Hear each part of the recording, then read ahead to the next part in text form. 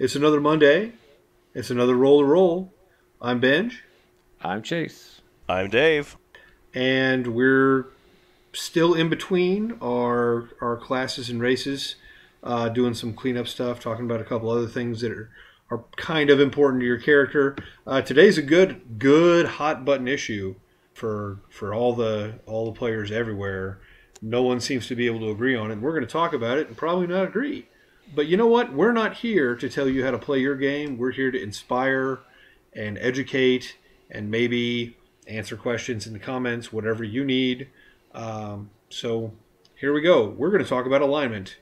We're going to talk about something that people argue doesn't exist and doesn't matter, and some people argue is the core of the game.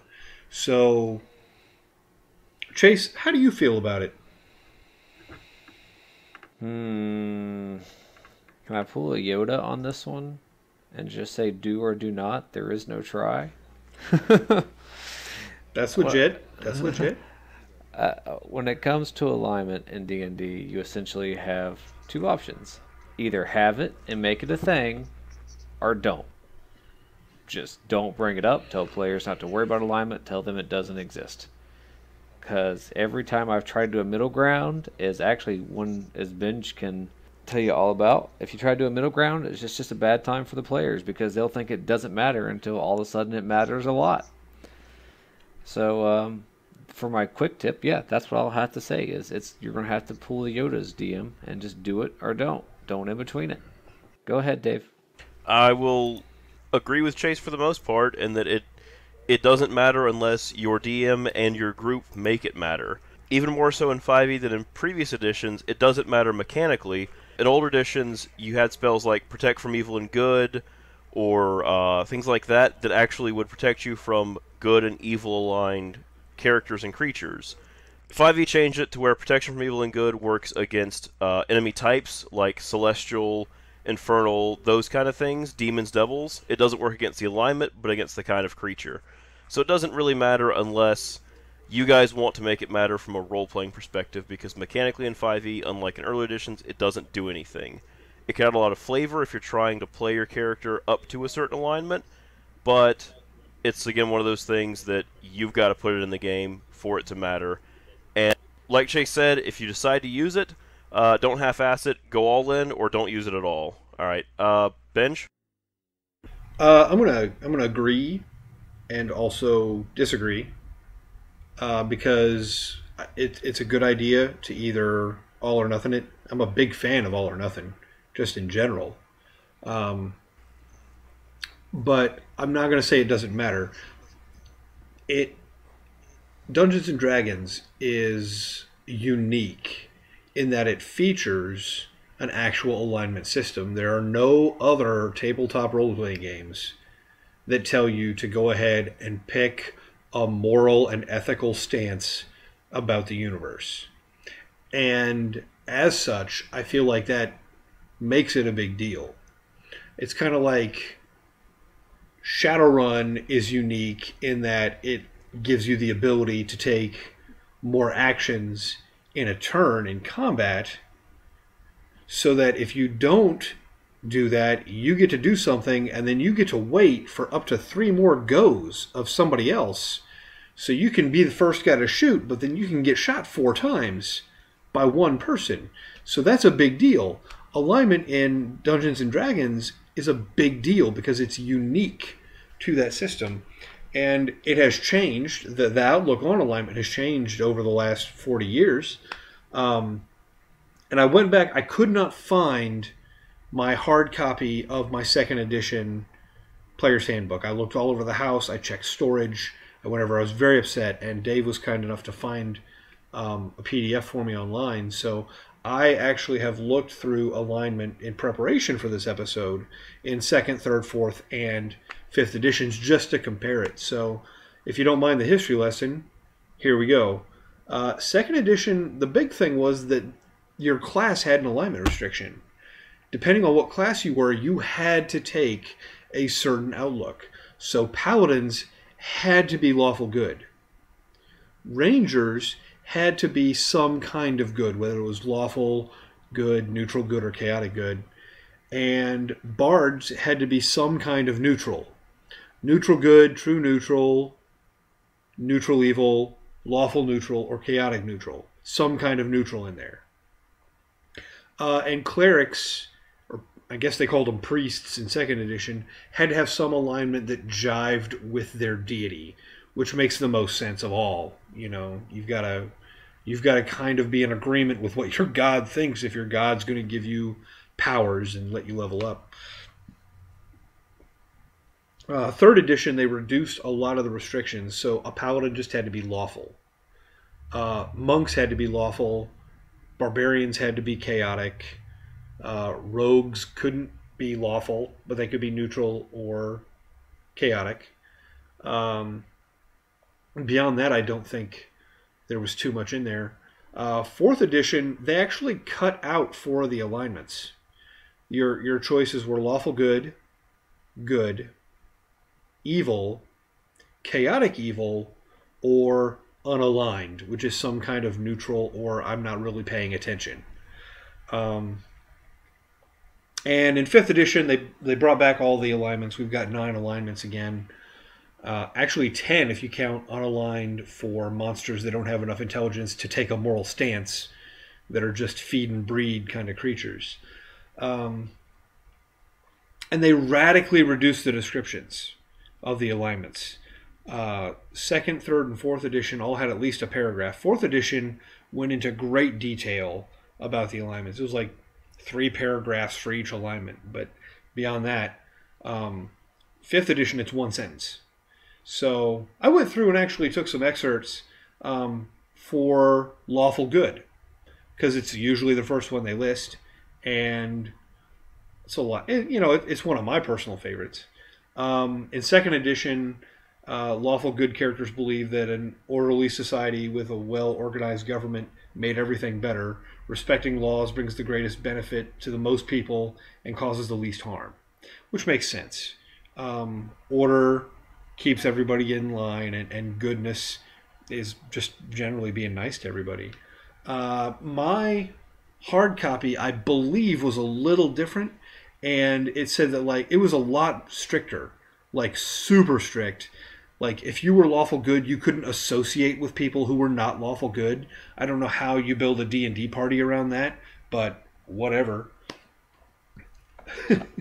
It was you got the one lawful good guy, and then he doesn't have any friends because nobody else is going to hang out with him.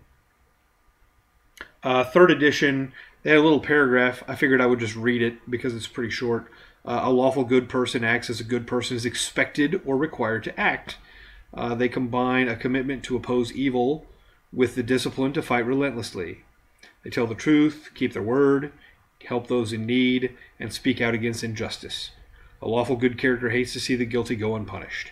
So that's kind of paladin-y. You're out to make sure that everyone's good, and those who aren't good are made to either be good or suffer the consequences. 4th edition, again, they kind of combined a lot of stuff because they cut down your options. And the gist was you respect authority of laws and the codes of conduct, life has value, and you are morally bound to challenge evil and tyranny. So that alignment came with, responsibility, which made some sense. 5th edition is 1 sentence. They can be counted on to do the right thing as expected by society. So they've really simplified alignment. I think they may have put alignment on the back burner in 5th edition. There's not as much going on with it.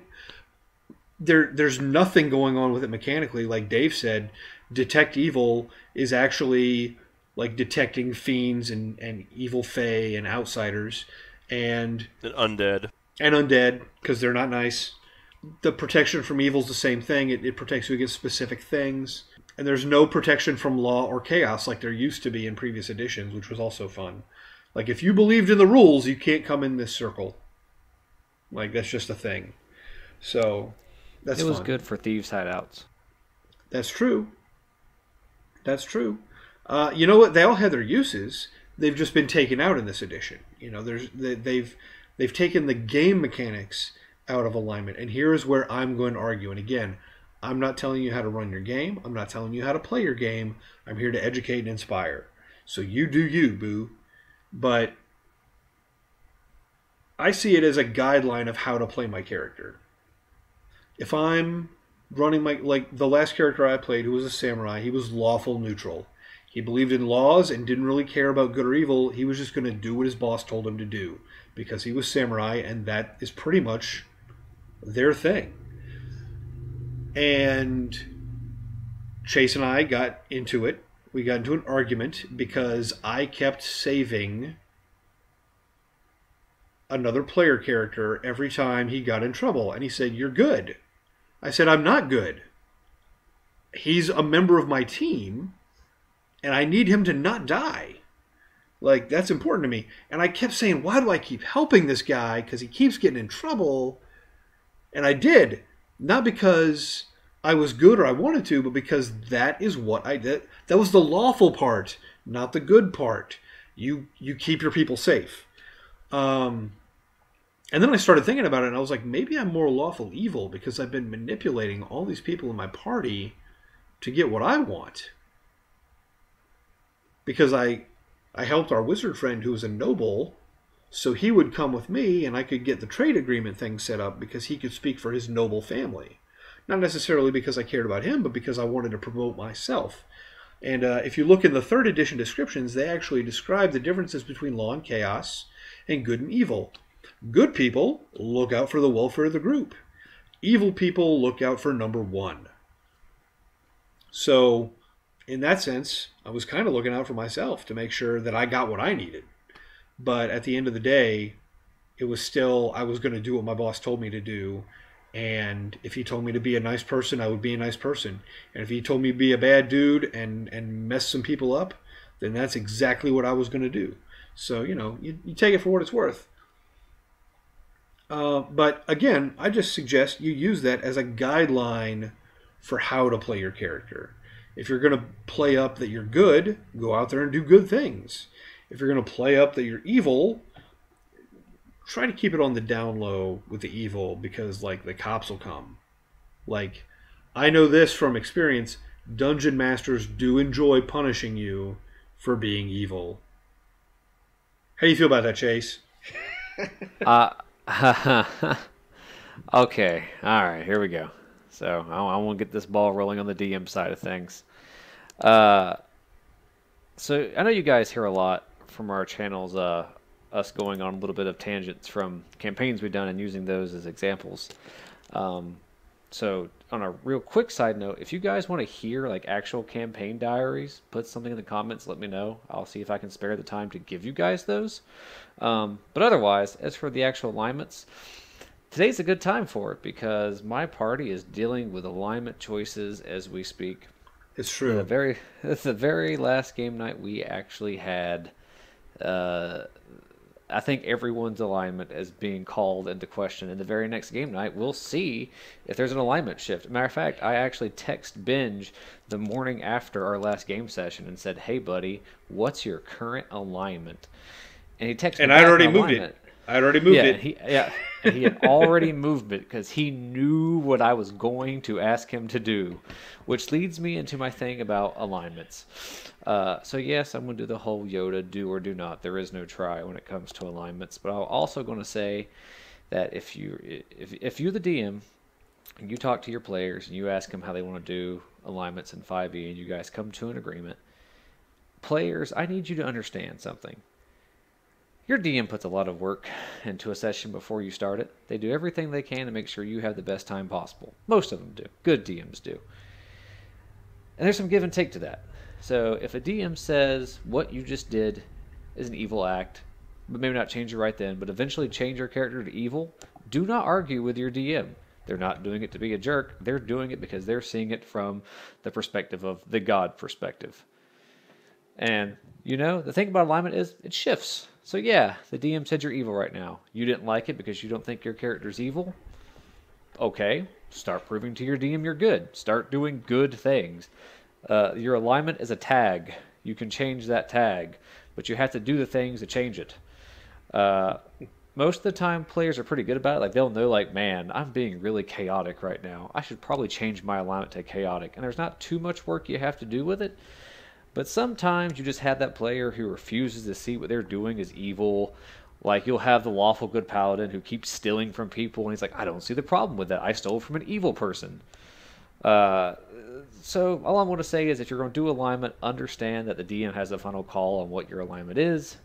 And again, it's not a permanent thing. Like my current group that I'm running for, every single one of them may be going evil very soon. Very, very soon. But hey, it's a campaign that'll run until they tell me they're tired of playing it. So there's a good chance they could go from every spectrum of the alignment board. And for my games, it honestly comes at very little anyway. The only time that alignment actually gets brought up is when someone does cast like protection from good or evil. I won't let them stop the person with an evil alignment. Like I won't let the spell prevent the evil person from coming in, but I let them know evil just came into your bubble. Like someone with evil intent or evil essence came into your bottle, or you get like a weird smell from that guy if it's like the paladin using their detection stuff. I just don't let it actually do a game mechanic anymore, because I very quickly realized when you do that, you can bone people. you can mess them up real bad if you say that it doesn't matter. Then all of a sudden it matters. So I've done more of a role playing. You fluff can with do it. that. I will also say that sometimes I put a DC on it. So like I'll say, say someone in the party's evil, but they've told the people from the very beginning, I'm a good character. I'm chaotic good, guys. I'm chaotic good. But secretly, they're chaotic evil. And then, they're in a underground undead crypt, and all of a sudden the paladin casts protection from good and evil to keep everyone safe from the undead. What I'll say is, roll a d20 for me real quick, and add your wisdom modifier to it, or your charisma, whatever the class's correct modifier would be. And then I'll make a check to see if they would detect that person who is trying to hide their intent. And if they ask, like, why do I have to roll? I'll be like, well, I'm trying to see how many undead you find. Or maybe there was a secret that you could have found if you would have rolled high enough. Or maybe there's an extra hidden monster that you might have gotten that, oh, hey, roll initiative. Something like that. Don't give them hints. You don't even have to do that much. You could say, because I asked you to. It's a secret, and if I tell you, it'll ruin all the fun. You can't also do that. DMs, you can get away with a lot of stuff if you just say, it's a secret, don't ruin the fun. It's true. It is very true. And also, just randomly rolling die for no good reason terrifies players too, DMs. I love it. Love when that happens. If you want to be a chaotic evil DM, just randomly roll a d20 every now and then. Don't say why. When the player asks why you're rolling, just keep randomly rolling. Just don't worry about it. Stuff. It keeps them on their toes. Especially do it when things are getting bogged down. Like if the players are just sitting there talking and nothing's actually happening, just start rolling. All of a sudden, they will get right back into that game, something fierce. Side note, but just had to say it. That's a DM alignment. There you go. There you go. And you can go online and you can find, hundreds, I'm sure, of guys out there explaining, like giving you examples of characters in fiction that have each kind of alignment. And so much so that we didn't even talk about what the 9 alignments were. And I'm fine with that. This isn't an introduction to alignment. This is a how to use alignment in your game kind of thing. But I also don't think that, like Chase said, it's not fast and hard. Like everything, you're not going to change your alignment 5 times in one session. I'd like to think that most people see themselves as lawful good.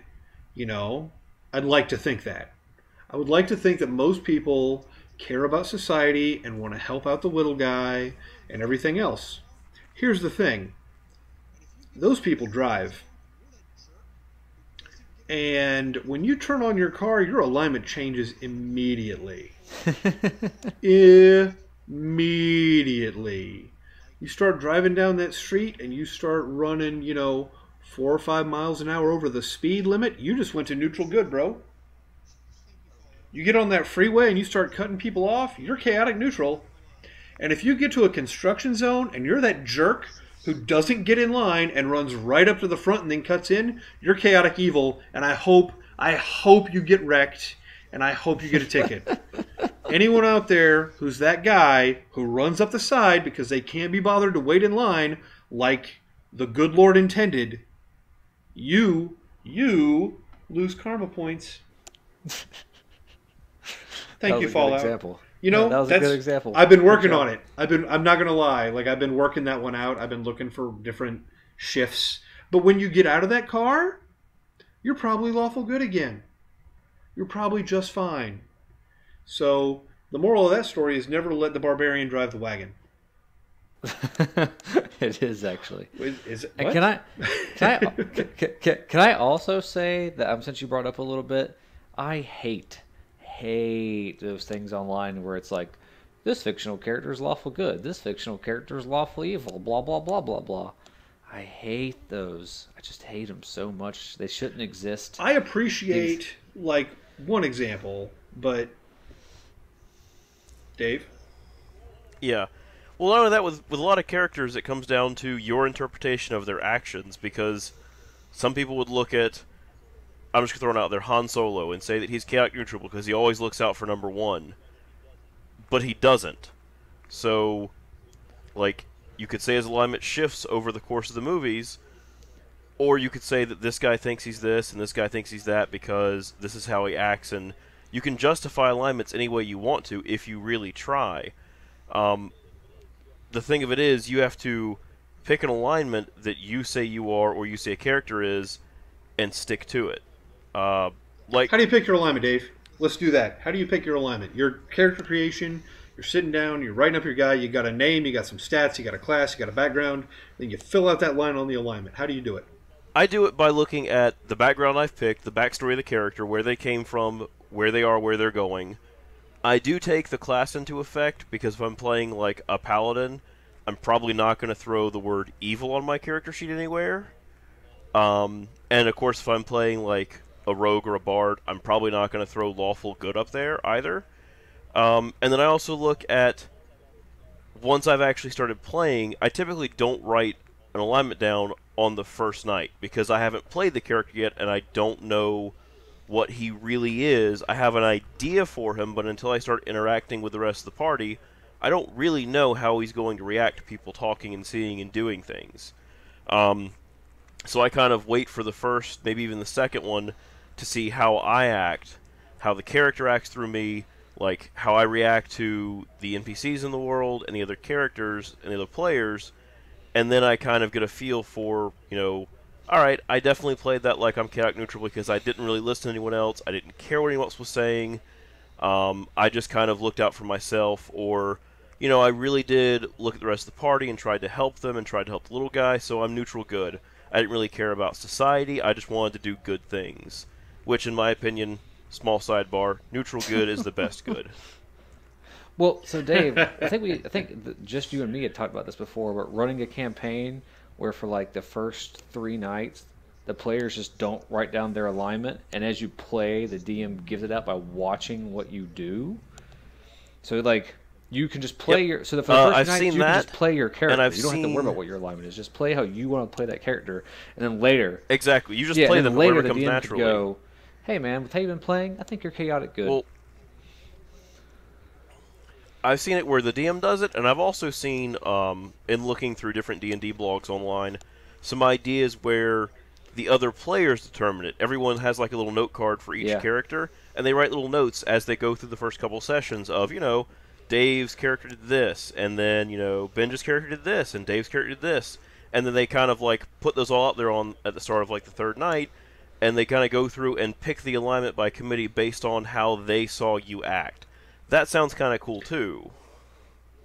I like the idea. The execution, though, I would caution anyone that we're not picking alignments by committee. I think you could have that discussion, an open forum of, hey, I feel like your character was lawful neutral because these reasons, or I feel like your character was chaotic good for these reasons, or why did you make a murder hobo, you chaotic evil jerk? But I mean, I would be very cautious about having other players decide things about your character, because I've heard things online about people having like the horror stories of, and so I introduced what your character looked like.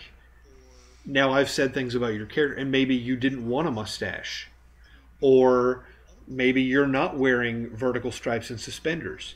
I mean, because other players, depending on who you're playing with, are sometimes jerks.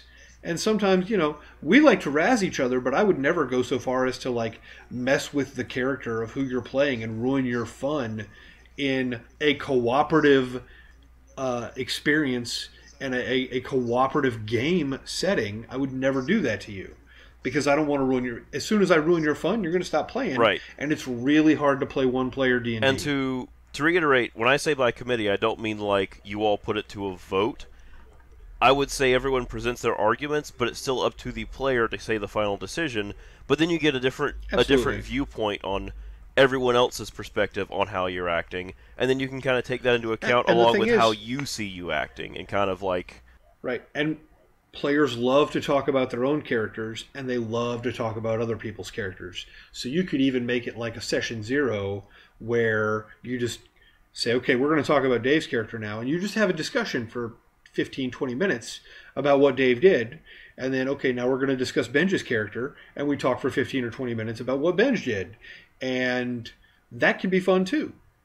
Because I don't know about you guys, I love to tell people about what happened at D&D. I love to recount stories. I'll tell stories from a campaign we ran 5 years ago. If it was a cool thing that we did.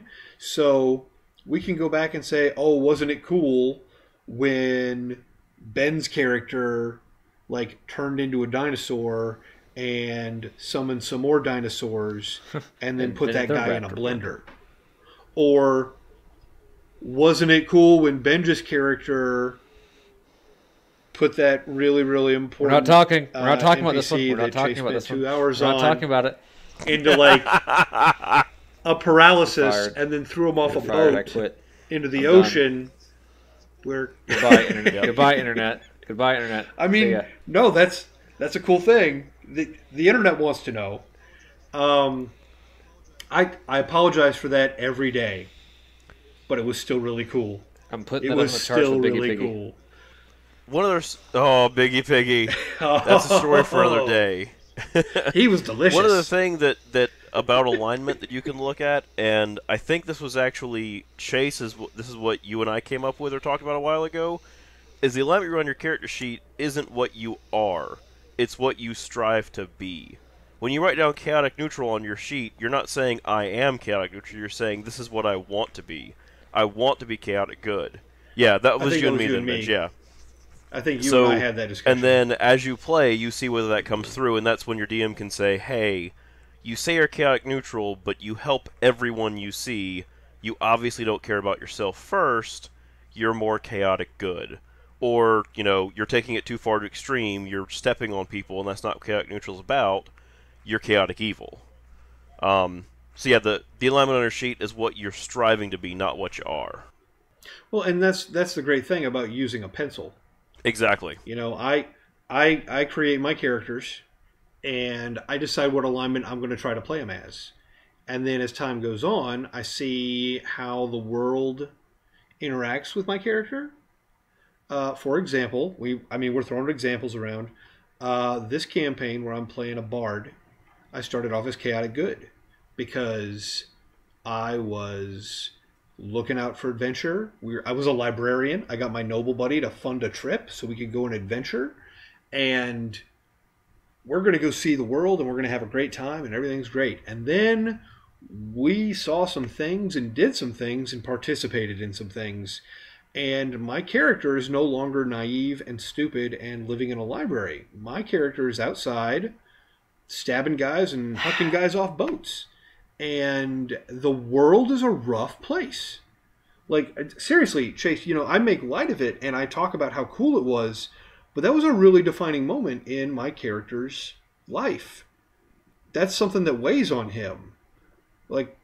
I drowned a guy with my mind in an ocean. That's heavy. That's not, and I'm sorry you spent 2 hours figuring the guy out and doing all that, and I murdered him in 12 seconds. But that weighs heavy on my heart, or at least my character's heart. I'm totally cool with it. But he's looking at he's read all the adventure books, right? He's read all the novels. He's got the Princess Bride memorized, Inconceivable, right? He's done the Choose Your Own Adventure books when he was a kid.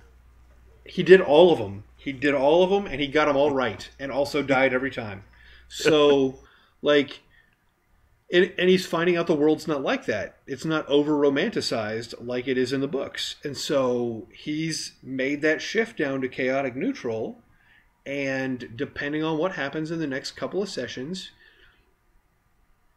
I can see it going one of two ways. And they're either direction from chaotic neutral. He's either going to get back to, you know what, we got to help people, or he's going to get to raise the village, kill the women and children, eat the dogs, like whatever, you know, like it's gonna. That's where he's headed, because the world is not a nice place. And I was talking to another player outside after the session last weekend, and you know we were talking about the other stuff in the backgrounds, the bonds and the ideals, and I was like, you know, my bond is this character over here because like we're running buddies. And now I'm thinking about it, and I dragged him out here. It's my fault if something happens to him. If I hadn't dragged him out here for adventure, he'd be safe at home with a fancy pillow and people feeding him grapes because he's a noble. So my bond is to keep him safe. And it's getting to the any means necessary, like, because I feel that guilt. He feels a lot of guilt for bringing his friend into this. And his friend is not very bright and puts himself in a lot of danger. So it's making it really hard on my character to, like, keep him safe. And, my ideal is shifting. My ideal when I started was the world is a big place full of adventure. And now my ideal is the world is a cruel place and you need to be ready for it. And depending on how it goes, my ideal may become the world is a cruel place. You got to be cruel too, or deal with it, or murder some kittens. It's not great, but he's still going to be loyal to his friend because that's what got him out here. Anyway, I've talked a lot. Do we have any other final thoughts on alignment? Main thing is just remember, it's going to swift, guys. It's going to shift, it's going to change, it's going to move, and that's just part of the game. You progress with your alignment. Yep, and I don't have anything else after that. I think I've said everything. I spoke way too much already. All right, fair enough. In that case, likes, share, subscribe, find us on the internet. Where do they find us, Dave? You find us at rolltorollblog.wordpress.com. All right. Or the channel you're currently on. Or the channel you're currently listening to, whether that is YouTube or SoundCloud. And then I guess that's it. All right. I'm Benj. I'm Chase. I'm Dave. Keep on rolling.